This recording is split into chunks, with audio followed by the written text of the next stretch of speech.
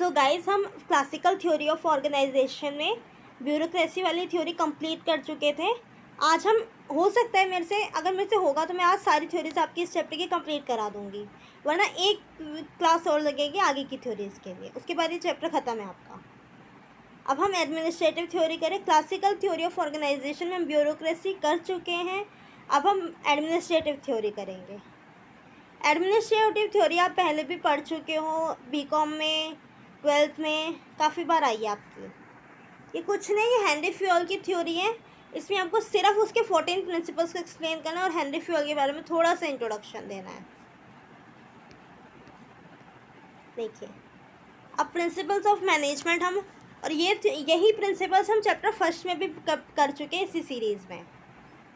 तो first, division of work, specialization के according काम को बांट दो।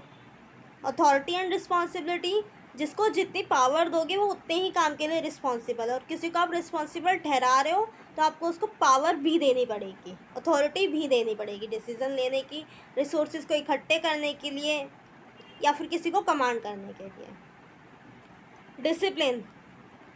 डिसिप्लिन होना चाहिए ऑर्गेनाइजेशन में, फेयर तरीके से सारी चीज़ें रखी होनी चाहिए, समान होना चाहिए, और सब आपकी बात मान रहे हैं लोग, आप कोऑर्डिनेशन हो, ये सब होता है। यूनिटी ऑफ कमांड, एक कमांडर, एक एम्प्लॉय के ऊपर एक commander.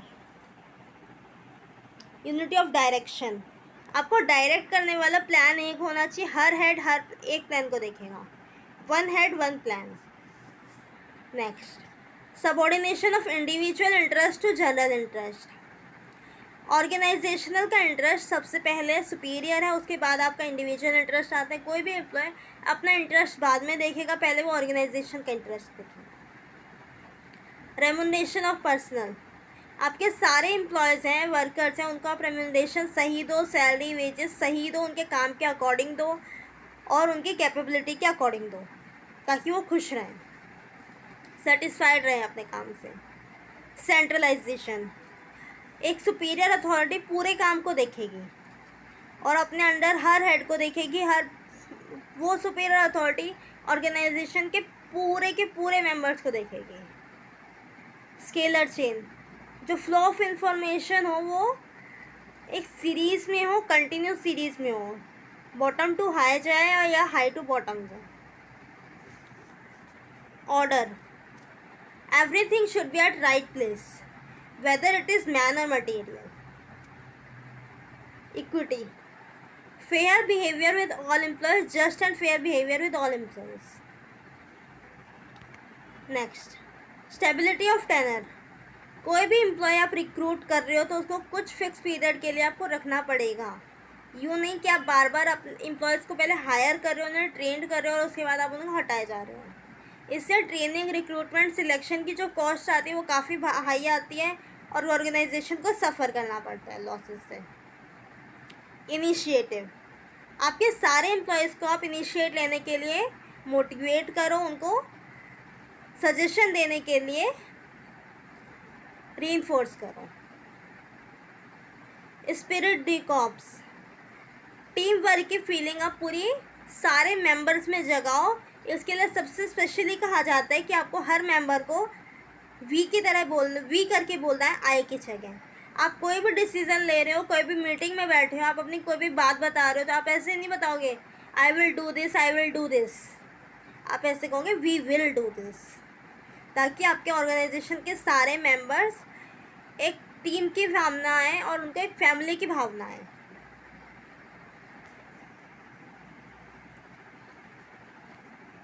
Next, scientific management theory पे अब हम आ रहे हैं। ये किसने दी थी? आपके फ्रेडरिक विंस्लो टेलर ने दी थी, और कुछ इनके साथ को एसोसिएट थे। उनका नाम था Frank Gilbreth, Lillian Gilbreth and Henry Gantt. ये थ्योरी कब डेवलप हुई थी? 1890 से 1930 के बीच में थ्योरी डेवलप हुई थी, और इन्होंने कुछ साइंटिफिक प्रिंसिपल्स दिए थे एक तरह से काम को करने के।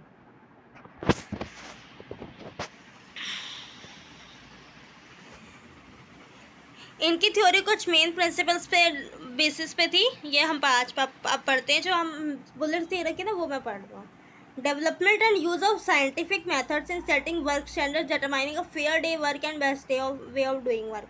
इन्होंने क्या कहा था, एक तरीका वाला एक सिस्टमेटिक तरीका बता दिया था किसी भी काम को करने का, कि आपको ये काम करना है तो आपको इन मूवमेंट्स के साथ करना है, इतने टाइम में करना है, और अगर आपको रेस्ट लेना है तो आप कितने पीरियड का रेस्ट लोगे, किस टाइम पीरियड पे रेस्ट लोगे, और क्या स्टैंडर्डाइज्ड वर्क है, स्टैंडर्डाइज्ड वेजेस भी थी कि अगर आपने इतने स्टैंडर्ड से काम किया तो आपको इतनी वेजेस मिलेगी, इससे लेस स्टैंडर्ड पे काम किया तो आपकी वेजेस कम हो जाएंगी, और इससे अच्छे स्टैंडर्ड पे काम किया तो आपकी वेजेस ज़्यादा हो जाएंगी।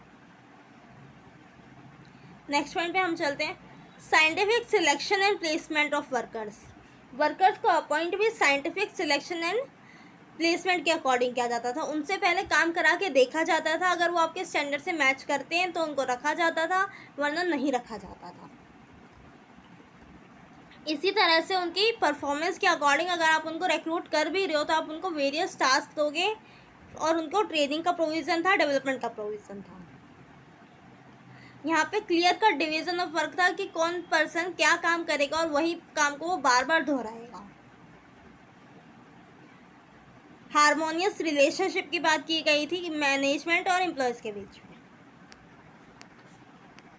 कुछ स्टडी दी थी उन्होंने, उनके बारे में हम पढ़ते हैं। सबसे मेन इसमें स्टडीज़ ही हैं इनकी, टाइम स्टडी कि एनालाइज कर लिया कि किस काम को करने में कितना स्टैंडर्ड टाइम लगता है, उस टाइम पीरियड के अकॉर्डिंग उनकी वेजेस होती थी। मोशन की स्टडी करी गई कि कौन कौन से मूवमेंट है जो नेसेसरी हैं और कौन कौन से अननेसेसरी मूवमेंट है, और अननेसेसरी मूवमेंट को एलिमिनेट किया जाए, ये क्लियर इंस्ट्रक्शन दे दिए जाते थे। टूल्स, इक्विपमेंट्स, मशीनरी, जो वर्किंग कंडीशन जो भी आप कर रहे हो यूज़, उनका स्टैंडर्डाइजेशन देखा जाता था, वो अकॉर्डिंग टू स्टैंडर्ड है या नहीं। डिफरेंशियल पीस वेज सिस्टम का चलता था कि अगर आपने देखो ये डिफरेंशियल पीस वेज सिस्टम अच्छे से समझना, कि अगर किसी ने एक दिन में 100 यूनिट्स प्रोड्यूस की, ठीक है, और अगर यही स्टैंडर्ड था, 100 यूनिट्स प्रोड्यूस करना स्टैंडर्ड था, तो आपको 50 रुपीज़ पर यूनिट की सैलरी मिलेगी, वेजेस मिलेगी आप। तो यहाँ आपकी सैलरी 55,000 हो जाती है। लेकिन अगर आपने स्टैंडर्ड से अच्छा काम किया तो वहीं आपकी पर यूनिट सैलरी आपको 60 रुपीज़ के हिसाब से मिलेगी, तो आपकी सैलरी सीधा 6,000 हो जाएगी। पर अगर आपने स्टैंडर्ड से कम काम किया तो वहीं आपकी वेजेस सैलरी में कट होगा, वो आपको 40 रुपीज़ के हिसाब से मिलेंगी, और वहाँ आपकी वेजेस सीधा 4,000 हो जाएगी। यहाँ डेविएशन देख रहे हो कितना ज़्यादा आ रहा है, पर यूनिट के हिसाब से आपको वेजेस में फ़र्क पड़ रहा है। फंक्शनल फॉरमैनशिप नेक्स्ट आपका आता है। इसमें gang boss, speed boss, repair boss, inspector, इनको अलग अलग डिपार्टमेंट बना दिए जाते थे वर्कर्स के भी, और फिर वो उसी हिसाब से काम करते थे, कहाँ किसको क्या चीज़ करनी है वो उसके हिसाब से होता था। देखो अब हम इसकी ना कंट्रीब्यूशन देखते हैं टेलर की थ्योरी के। The importance of applying scientific methods of inquiry, observation and experimentation to the problems of management. एक साइंटिफिक मेथड मिला किसी भी काम को इंक्वायरी करने का, ऑब्जर्व करने का, एक्सपेरिमेंट करने का। यहाँ पे सेपरेशन हो गया वर्क का, प्लानिंग वाले वर्क का एग्जीक्यूशन वाले वर्क से। अब टॉप मैनेजमेंट ज़्यादा फोकस कर पा रही थी प्लानिंग पे, और मिडल लेवल मैनेजमेंट को काम दे दिया था कोऑर्डिनेशन इस्टेब्लिश करने का, और लोअर लेवल मैनेजमेंट आराम से एग्जीक्यूशन का काम कर पा रही थी और प्रोडक्शन कर पा रही थी।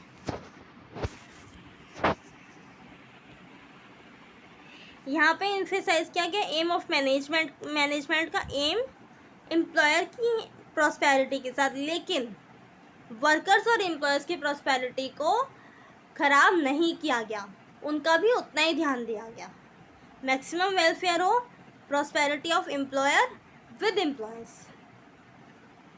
कंप्लीट मेंटल रिवॉल्यूशन आया। ब्यूरोक्रेसी थ्योरी पहले चल रही थी, उसमें क्या कह रहे थे कि आप एक्सप्लॉइट करते जाओ पर्सन्स को, एम्प्लॉयज़ को एक्सप्लॉइट करते जाओ, बस अपने स्टैंडर्ड का चाहिए, हमें अपनी एम्पायर बिल्ड करना है, उसके लिए हमें किसी को भी एक्सप्लॉइट करना पड़े, जो हमारी फैक्ट्री में आके हम उनको एक्सप्लॉइट करेंगे भर भर के। ऐसा नहीं हुआ साइंटिफिक मैनेजमेंट में। उन्होंने कहा एम्प्लॉयर के साथ साथ एम्प्लॉयज़ भी पूरी कंपनी का पार्ट है, उनकी भी हमें जॉब सेटिस्फेक्शन का ध्यान रखना पड़ेगा, उनकी रिक्वायरमेंट्स का ध्यान रखना पड़ेगा, तभी वो हमें अच्छी परफॉर्मेंस करके दे पाएंगे।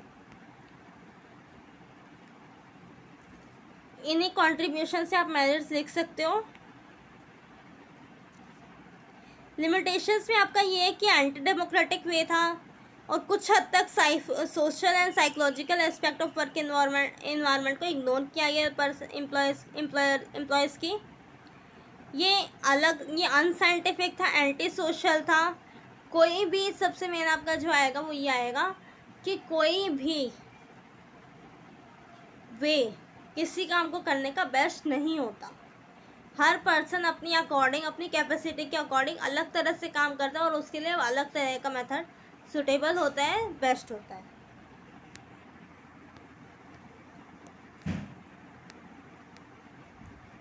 चलिए अब थोड़ा नया पढ़ते हैं, न्यू क्लास। अब जो आपकी थ्योरी आएंगी उनको ध्यान से सुनना, सारी नई थ्योरी आएंगी जो आपने पहले नहीं पढ़ी।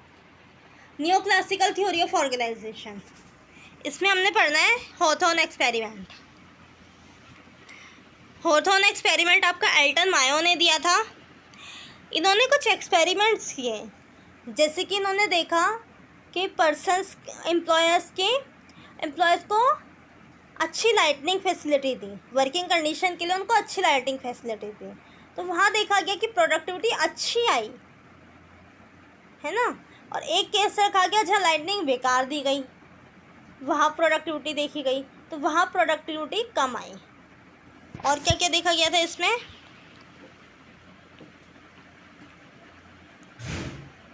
हाँ नेक्स्ट इन्होंने जो एक्सपेरिमेंट किया उन्होंने क्या एम्प्लॉयज़ की वेजेस तो इंक्रीज़ कर दी, लेकिन उनका टाइम पीरियड घटा दिया। मतलब दोनों तरफ से उनको ही बेनिफिट हो रहा है, एम्प्लॉयज़ को, उनकी वेजेस भी इंक्रीज़ हो रही है, उनका वर्किंग टाइम भी घट रहा है, ठीक है। लेकिन क्या हुआ, रिज़ल्ट क्या आया? रिज़ल्ट आया कि परफॉर्मेंस पहले से ज़्यादा अच्छी है ना। तो आप देख सकते हो सेटिस्फेक्शन कितनी ज़्यादा ज़रूरी है काम में।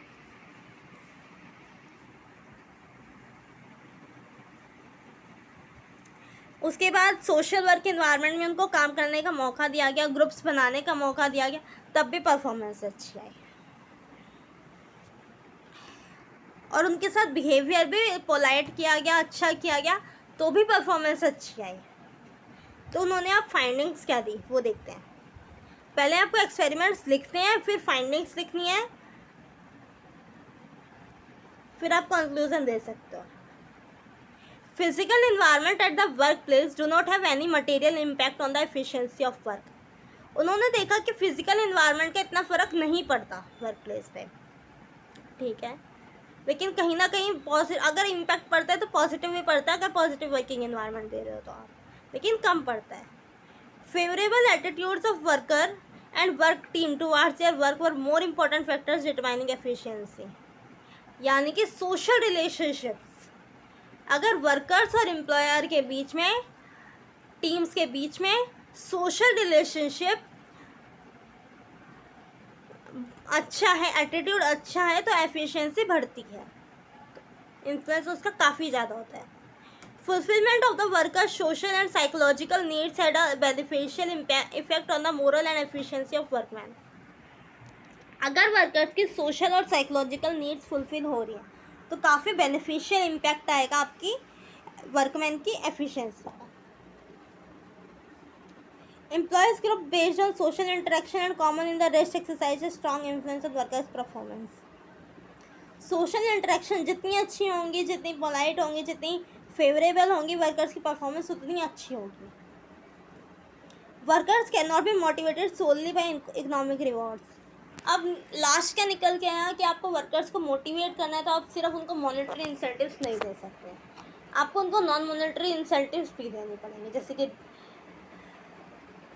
जैसे कि आप अप्रिसिएशन कर सकते हो, उनकी जॉब्स में प्रमोशन कर सकते हो, जॉब सिक्योरिटी का उनको माहौल दे सकते हो, उनको ओपिनियन एक्सप्रेस करने का मौका दे सकते हो, ये सब।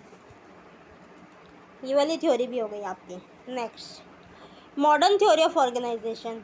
हमने देखा था मॉडर्न थ्योरी ऑफ अभी आपने पढ़ी थी new classical theory of organization, उसमें सिर्फ एक थ्योरी हॉथॉर्न एक्सपेरिमेंट। फिर आपकी आती है मॉडर्न थ्योरी ऑफ ऑर्गेनाइजेशन। इसमें आपकी दो थ्योरी आती है, सिस्टम थ्योरी और कंटीजेंसी थ्योरी। पहले हम सिस्टम थ्योरी पढ़ते हैं। सिस्टम थ्योरी में आपका क्या था, पूरी ऑर्गेनाइजेशन एक सिस्टम है और उसके अंदर अलग अलग सब सिस्टम है, ठीक है।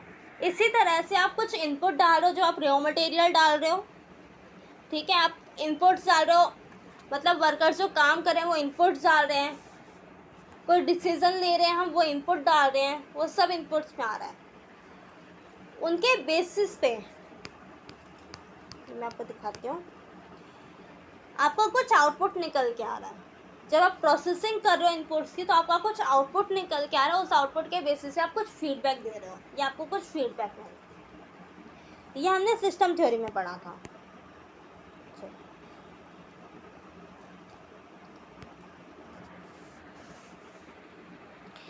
ये कॉम्प्लेक्स पब्लिक ऑर्गेनाइजेशन के लिए बेस्ट है सिस्टम थ्योरी।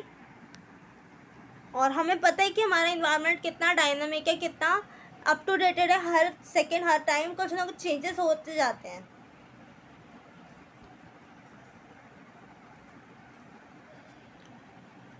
अब हम सब सिस्टम की बात कर रहे हैं। कितने सब सिस्टम हैं?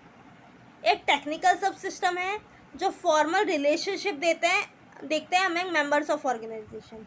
सारी ऑर्गेनाइजेशन के मेंबर्स के बीच में रिलेशनशिप कैसा है, और वो भी फॉर्मल रिलेशनशिप कैसा है, ऑफिशियल रिलेशनशिप कैसा है।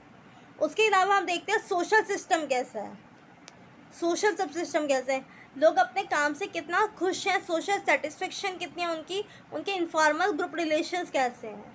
टेक्निकल सब सिस्टम में हमने देखा फॉर्मल रिलेशनशिप कैसी है, सोशल सब सिस्टम में हमने देखा सोशल रिलेशनशिप कैसी है, और पावर सब सिस्टम में हमने देखा जो पावर उनके ऊपर एक्सरसाइज की जा रही है, जो पावर उनके ऊपर अफेक्ट की जा रही है या फिर उनके ऊपर पुट करी जा रही है, उसका इन्फ्लुएंस कितना है इंडिविजुअल्स पर, ग्रुप्स पर। आगे आ जाओ सिस्टम अप्रोच के फीचर्स पे। हमने देखा system is a group of inter related but separate elements. System में हमने देखा कि एक सिस्टम में काफ़ी सारे इंटर रिलेटेड एलिमेंट्स या इंटर रिलेटेड सब सिस्टम है, लेकिन कुछ सब सिस्टम जो है वो सेपरेट भी तो है अलग से। The arrangement of all the elements must be orderly. जो सारे ही अरेंजमेंट्स हैं एलिमेंट्स की वो ऑर्डरली होनी चाहिए, सीक्वेंसिंग में होनी चाहिए, प्रॉपर कम्युनिकेशन होना चाहिए एलिमेंट्स के इंटरेक्शन में, और सारे इंटरेक्शन या इन्वॉल्वमेंट होनी चाहिए वो कॉमन गोल की तरफ अचीव करने के लिए होनी चाहिए। यहाँ देखो आपके मैं इनपुट्स बता रही हूँ, मनी, एम्प्लॉयज़, मैनेजर्स, ये तो आपके पार्ट है सिस्टम का, मनी, एम्प्लॉयज़ और मैनेजर्स। इनपुट्स क्या क्या है इसमें से, मटेरियल्स, इंफॉर्मेशन, एनर्जी, जो भी ऑर्गेनाइजेशन के अंदर फ्लो हो रही है। अब आउटपुट क्या है, आउटपुट जो आपका प्रोडक्ट निकल के आ रहा है या कोई सर्विसेज आप दे रहे हो तो वो आउटपुट है, या सेटिस्फेक्शन जो ऑर्गेनाइजेशन को मिल रही है अपने कस्टमर के द्वारा।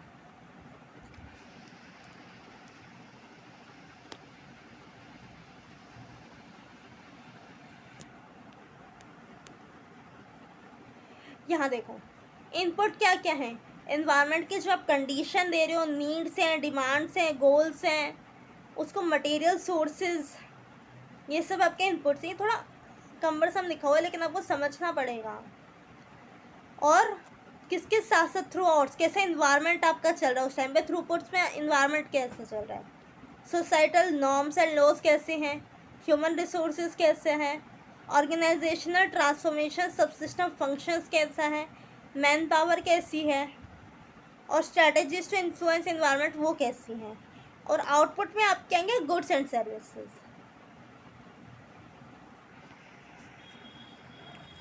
चलो सिस्टम थ्योरी भी बस ख़त्म होने वाली है इन एडवांटेजेस के बाद। यहाँ अगर सिस्टम थ्योरी लिखा है, सिस्टम अप्रोच लिखा है तो कंफ्यूज मत होना, दोनों एक ही चीज़ है। सिस्टम अप्रोच के आपके कुछ एडवांटेजेस हैं, ये आपको पूरा फोकस देती है, यूनिफाइड फोकस देती है ऑर्गेनाइजेशनल के एफर्ट्स पर। मैनेजर्स को एक अपॉर्चुनिटी प्रोवाइड करती है कि आप ऑर्गेनाइजेशन को एज अ होल देखो, जो कि ग्रुप है कुछ सब सिस्टम्स का, कुछ पार्ट्स का। मतलब आप ऑर्गेनाइजेशन को एज अ होल भी देखो and some of its parts भी देखो।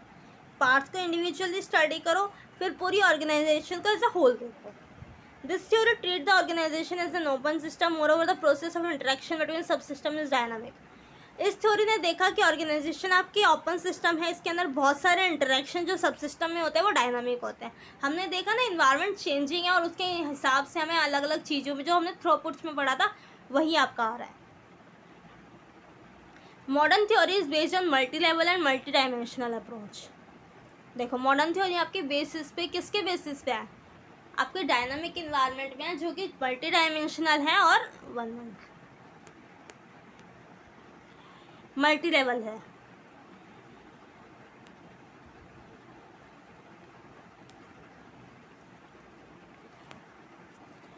The system is based on multiple variables because an event may be the product of many factors which in turn may be interrelated and interdependent।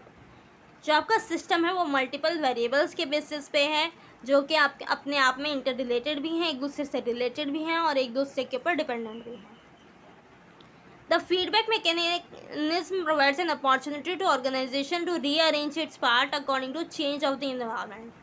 जो feedback mechanism है आपका पूरी organisation का, वो आपको rearrange करने देता है पार्ट्स को according to changing needs of the environment. Next, contingency theory. Contingency theory आपकी सिंपल है, ये कहती है कोई भी थ्योरी पूरी तरह से अच्छी सही नहीं है। Organization to organization, nature of the organization के बेसिस पे आप मनी कितनी इनपुट कर सकते हो अपनी ऑर्गेनाइजेशन में उसके बेसिस पे, और इन्वायरमेंट के बेसिस पे जिस और इन्वायरमेंट में आपको काम करना पड़ रहा है, अलग अलग थ्योरी का पुट टू यूज़ होनी चाहिए, यूज़ में आनी चाहिए। कोई भी थ्योरी प्योरली ट्रू नहीं है, उन्होंने ये कहा। इसके लिए किसी पर्सन इंडिविजुअल का नाम नहीं आता, ये किसने दी, यहाँ देखो। कंटिंजेंसी अप्रोच के फीचर्स क्या हैं। Management action is contingent on certain action outside the system और the subsystem as the case में भी। जो मैनेजमेंट का एक्शन है वो कंटिंजेंट है, अनिश्चित है किसी भी एक्शंस पे जो सिस्टम, जो ऑर्गेनाइजेशन के बाहर हो रहा है, चाहे वो कोई सिस्टम हो चाहे सब सिस्टम हो। Organization action should be based on the behaviour of action outside the system so that organization should be integrated with the environment. Organization को एनवायरनमेंट के साथ इंटीग्रेट होकर काम करना पड़ेगा, एनवायरनमेंट के अकॉर्डिंग काम करना पड़ेगा। Because of the specific organization environment relationship, no action can be universal, it varies from situation to situation. इसमें भी वही बात की गई कि एक्शन कोई भी, आप कोई भी डिसीजन ले रहे हो किसी भी थ्योरी के बेसिस पे, तो आप ये नहीं कह सकते हर टाइम आपकी सिस्टम थ्योरी बेस्ड है या हर टाइम आपकी साइंटिफिक मैनेजमेंट थ्योरी बेस्ड है, कोई सी भी थ्योरी बेस्ड नहीं है। Situation to situation, action to action आपको डिपेंड करता है कब किसकी ज़रूरत पड़ जाए। देखो कॉन्सेप्चुअल फ्रेमवर्क। कॉन्सेप्चुअल फ्रेमवर्क कहता है, कंटिंजेंसी थ्योरी कहती है आपको हमने इतने सारे थ्योरी बताई, वो सब कॉन्सेप्चुअल फ्रेमवर्क आपको दे रही है, कोई भी प्योरली प्रैक्टिकल नहीं है। Linkage between theory and practice. आपको थ्योरी को सिर्फ याद करके पढ़ के समझ में नहीं आती, उनको प्रैक्टिस में यूज़ करके ही आप समझ पाते हो। और हर थ्योरी को, this theory suggest a host of alternative that might be applicable to a particular situation. किसी एक पर्टिकुलर सिचुएशन में एक मैनेजर के पास कई सारे अल्टरनेटिव है जिसमें से वो चूज़ कर सकता है। अब वो उसके एफिशिएंसी पे डिपेंड करता है वो किस अल्टरनेटिव को चूज़ करता है, वो अल्टरनेटिव कितना बेस्ट है। A basis for introducing changes. Contingency theory कहती है कि dynamic process of organizational change है और इसमें एनवायरनमेंट के अकॉर्डिंग आपको रेलिवेंट चेंजेस को अडॉप्ट करना चाहिए time to time. Wide applicability. जो आपकी सबसे मेन थ्योरी मानी गई या फिर इस टाइम आपकी जो मेनली पूरे वर्ल्ड में फैली हुई थ्योरी है ना मैनेजमेंट की या ऑर्गेनाइजेशन की, वो कंटिंजेंसी थ्योरी है। वाइड एप्लीकेबिलिटी इसी थ्योरी की है। New micro phase. अब कंटिंजेंसी थ्योरी को स्कॉट एंड मिटकल ने न्यू माइक्रोफेज कहा, क्यों? क्योंकि इसकी प्राइमरी अटेंशन थी प्रॉब्लम सॉल्विंग पे। Putting out fires, it has entirely pragmatic flavour. जो हम इस टाइम पे पढ़ रहे हैं ना, हर चीज़ को प्रैक्टिकल करो, तो वो न्यू माइक्रोफेज है। और इसको कंटीजेंसी थ्योरी को भी न्यू माइक्रोफेज कहा गया स्कॉट एंड मिटकल के द्वारा। क्यों? क्योंकि इसमें प्रॉब्लम सॉल्विंग पजल्स के ऊपर बात की गई। पूल ऑफ अल्टरनेटिव से उसमें से सिलेक्ट करो आपकी सिचुएशन के अकॉर्डिंग सबसे बेस्ट कौन सा है। पजल ही तो थी वो, एक पजल एक सिचुएशन के रूप में आपके सामने है, उसके लिए आपको आंसर देना है। ठीक, फाइनली आपकी सारी थ्योरी कंप्लीट है। बस एक डिफरेंस पढ़ लो या फिर इवोल्यूशन पढ़ लो ऑर्गेनाइजेशन थ्योरी का, कि हम क्लासिकल थ्योरी से मॉडर्न थ्योरी पे पहुंचे तो क्या क्या चेंजेस आए। उसके बाद आपका ये चैप्टर फिनिश है।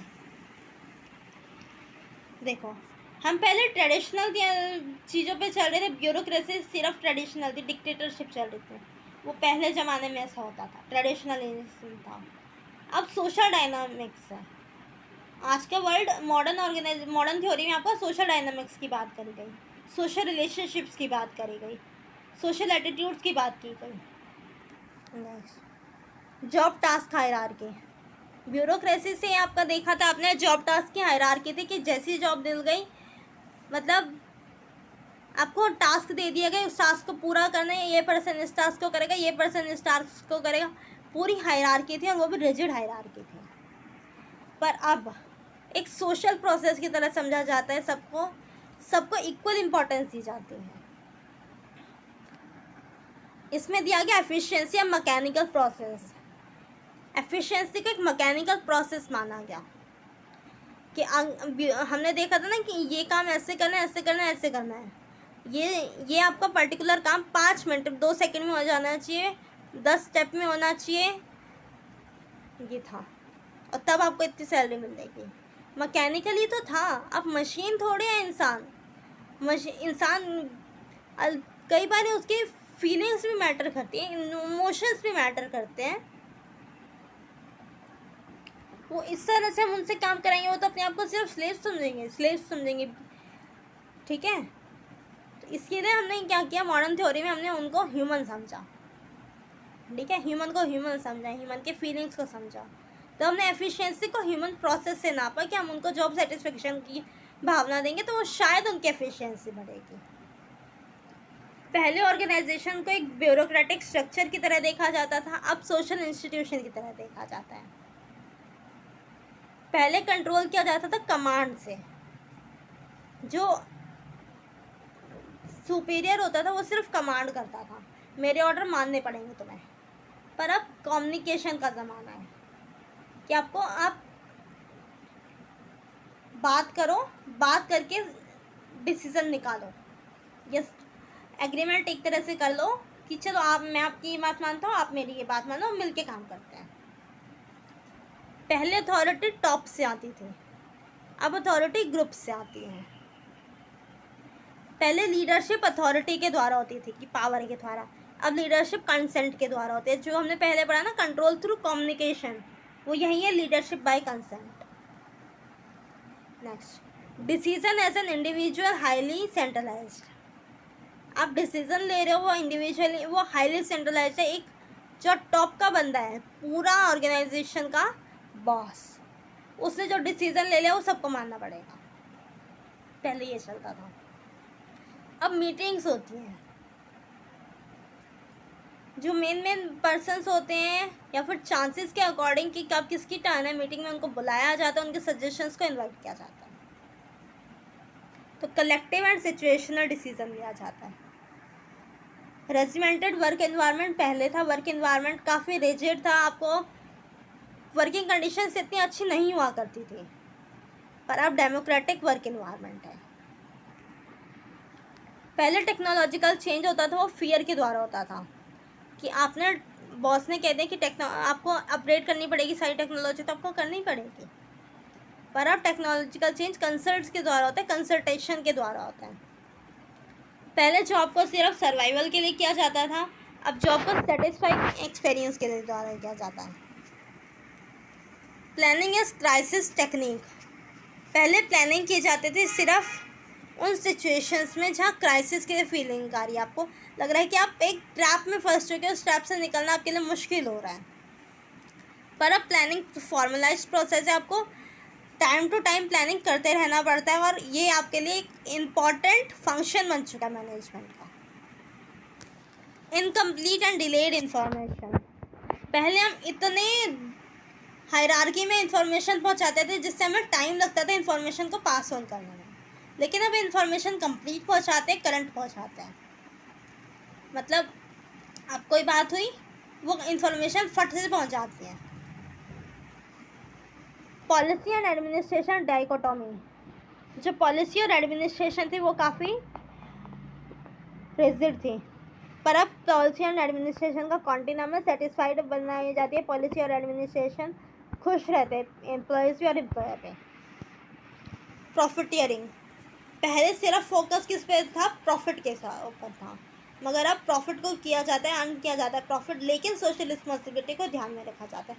सोशल रिस्पॉन्सिबिलिटी भी सिर्फ एम्प्लॉयर्स के साथ नहीं, पूरी सोसाइटी के साथ देखता है। ये आपके उन्हीं पॉइंट्स को यहाँ लिखा गया है। अब होमवर्क सुन लो।